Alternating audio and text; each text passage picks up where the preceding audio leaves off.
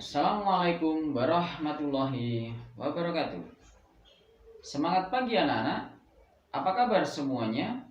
Semoga semua dalam keadaan sehat dan semangat. Itu yang diperlukan supaya dapat belajar dengan sebaik-baiknya. Jangan lupa selalu cuci tangan sebelum makan, buang sampah pada tempatnya, selalu menjaga kebersihan. Pada hari ini, materi yang kita pelajari yaitu materi kelas 5, tema 1, subtema 1, pembelajaran 1 tentang organ gerak hewan dan manusia.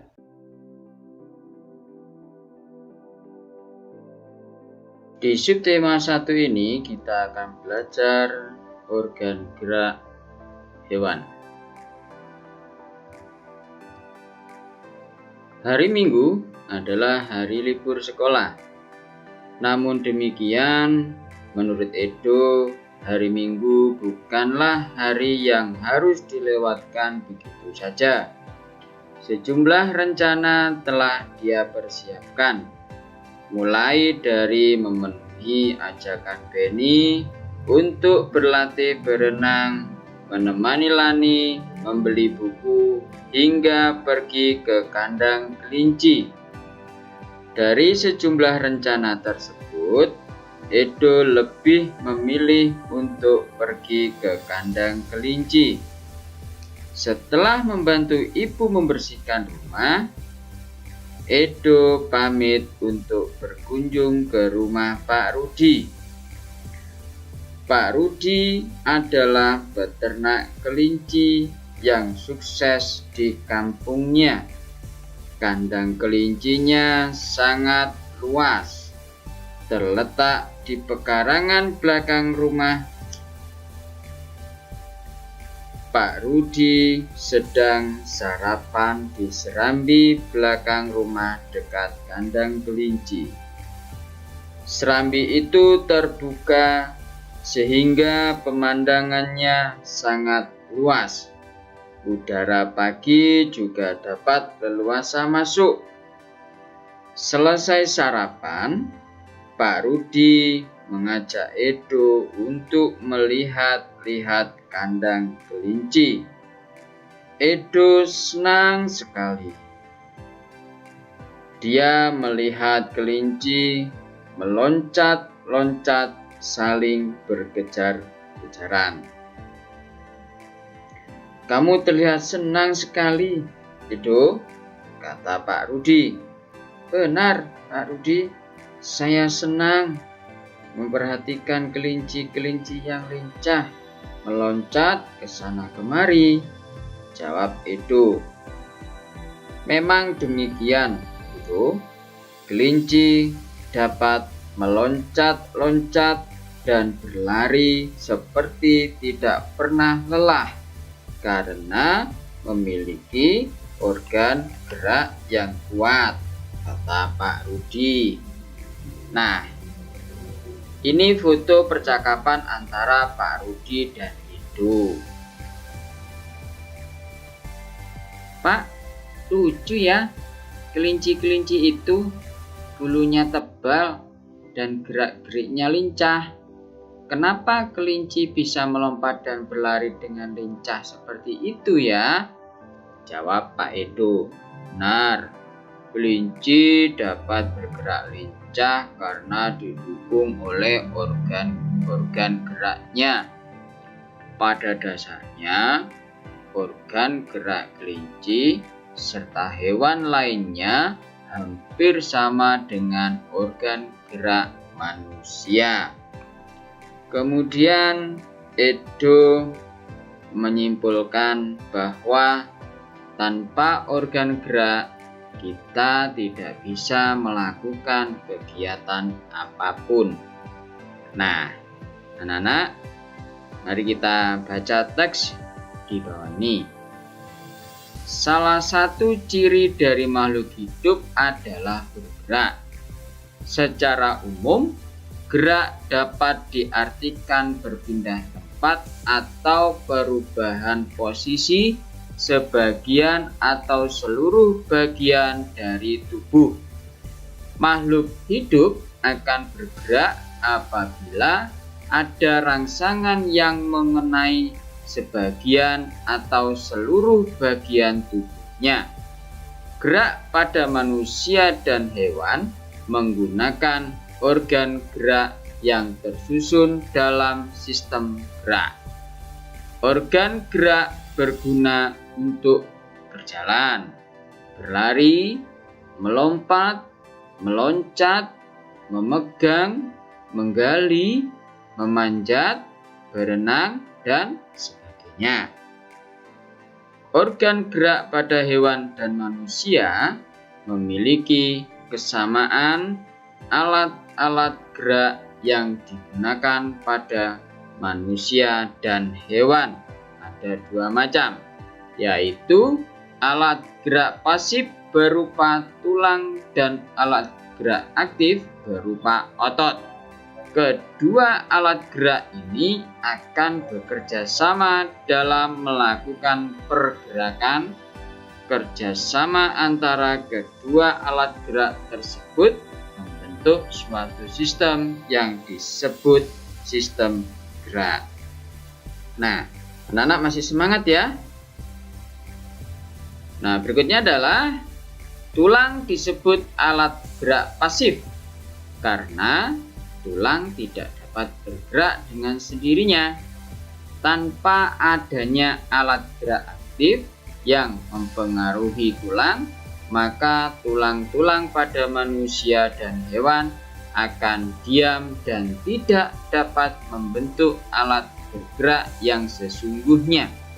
Walaupun merupakan alat gerak pasif, akan tetapi tulang mempunyai peranan yang besar dalam sistem gerak manusia dan hewan. Otot disebut alat gerak aktif karena otot memiliki suatu senyawa kimia yang membuatnya dapat bergerak. Pada saat otot yang menempel pada tulang bergerak, otot tersebut akan membuat tulang bergerak. Baiklah anak-anak, selanjutnya marilah kita berlatih.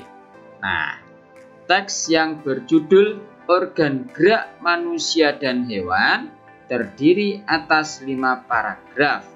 Masing-masing paragraf tersusun dari ide atau gagasan pokok ditambah dengan kalimat-kalimat pengembang. Apa itu ide pokok? Ide pokok adalah gagasan yang terjadi menjadi dasar sebuah paragraf. Ide pokok disajikan ke dalam bentuk kalimat utama. Kalimat utama yang memuat ide pokok ini bisa berada di awal paragraf, di tengah paragraf, atau di akhir paragraf.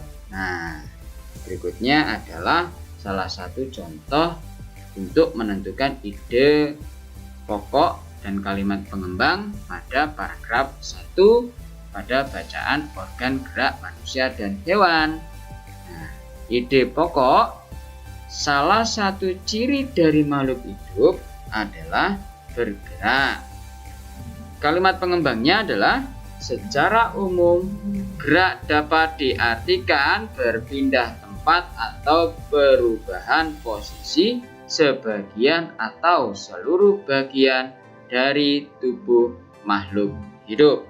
Nah, jadi ide pokok itu terletak di awal paragraf. Kemudian pada kalimat pengembang itu setelah titik dilanjutkan sebagai kalimat pengembang.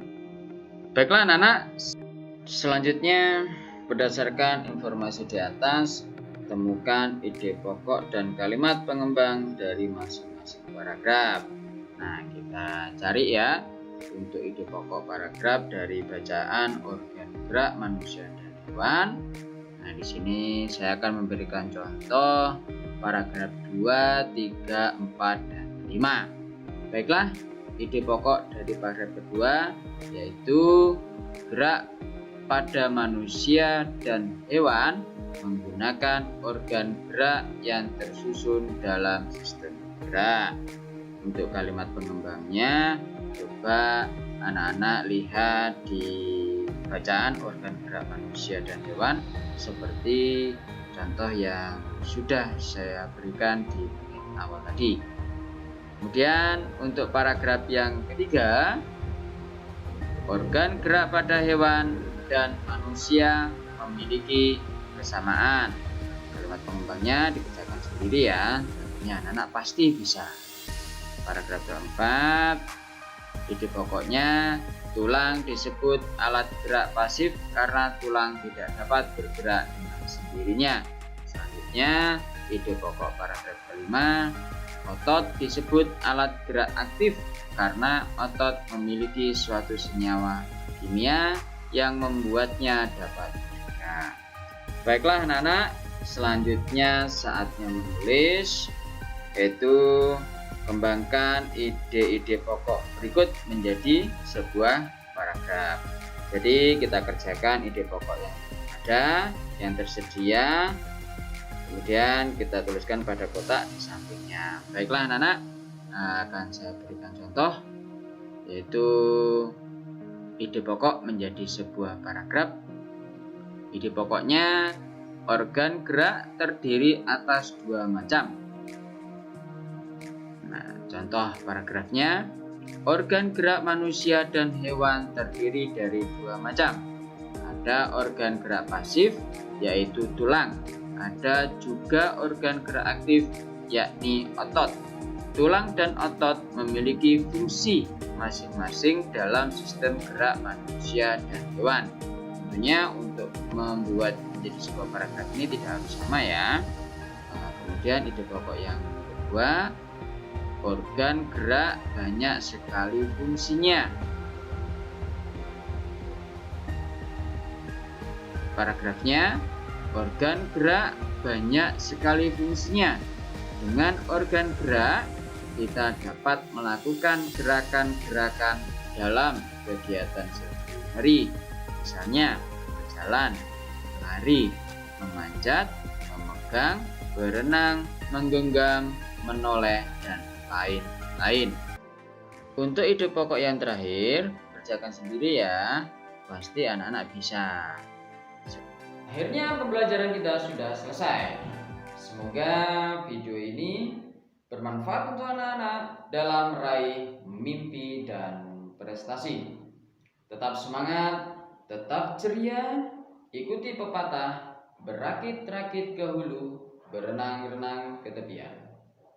Kalian bersakit-sakit ketika menuntut ilmu, belajar, tapi yakinlah ketika dewasa, ketika tua akan mendapatkan kesenangan karena kalian sudah bersakit-sakit dahulu. Sekian, wassalamualaikum warahmatullahi wabarakatuh.